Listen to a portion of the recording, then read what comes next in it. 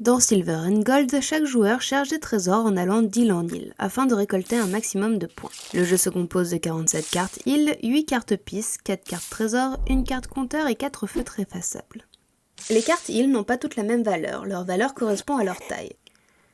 Certaines de ces îles portent également un sceau en haut à droite qui rapporte un bonus de points. Avant de commencer la partie, exposez la carte compteur au centre de la table. Chaque joueur reçoit un feutre et une carte trésor qu'il expose devant lui.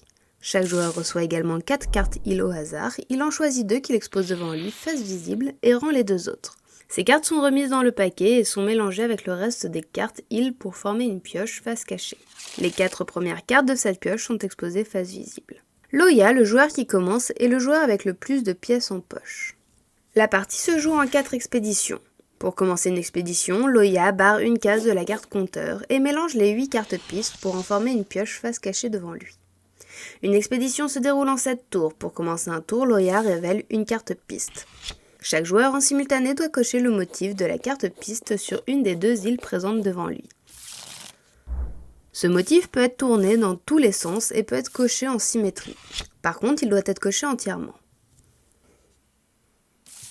Si un joueur ne peut pas ou ne veut pas cocher le motif de la carte piste, il doit cocher à la place une seule case d'une de ces 2 îles.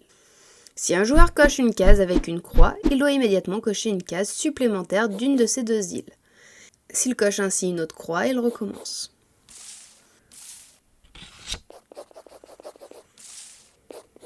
Si un joueur coche une case avec une pièce, il barre une pièce de sa carte trésor. Si les 3 lignes sont barrées, les pièces cochées en plus ne rapportent rien. Si un joueur coche une case avec un palmier, il gagne un point pour ce palmier coché, plus un point pour chaque palmier présent sur les 4 îles exposées au centre de la table. Ce total est noté sur une case palmier de sa carte trésor. Une carte trésor n'a que 4 cases palmiers, un joueur ne peut donc marquer que 4 fois des points palmiers. Une fois que chaque joueur a fini de cocher le motif indiqué par la carte piste, les joueurs annoncent s'ils ont rempli une ou 2 de ces cartes îles. En commençant par Loya, puis dans le sens horaire, chaque joueur concerné doit exposer son île complétée près de lui.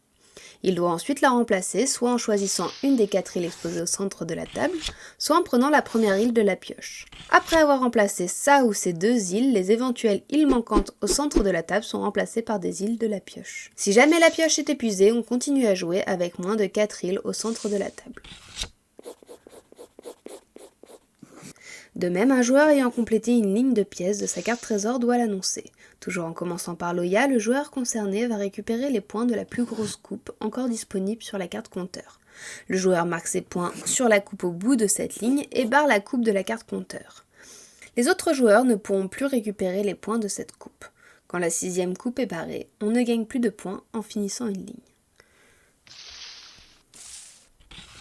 L'expédition s'arrête après 7 tours.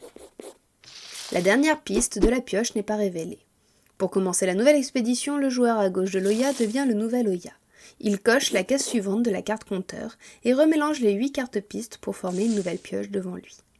La partie s'arrête après 4 expéditions. Les îles non terminées devant les joueurs ne sont pas comptabilisées et sont écartées. Chaque joueur calcule alors son score. Chaque pièce barrée rapporte 1 point, chaque coupe rapporte la valeur indiquée dessus. Chaque case palmier rapporte la valeur indiquée dessus. Chaque île rapporte sa valeur, indiquée en haut à gauche. Chaque seau rapporte 1 ou 2 points pour chaque île de cette couleur complétée par le joueur. Le joueur ayant le plus grand score remporte la partie.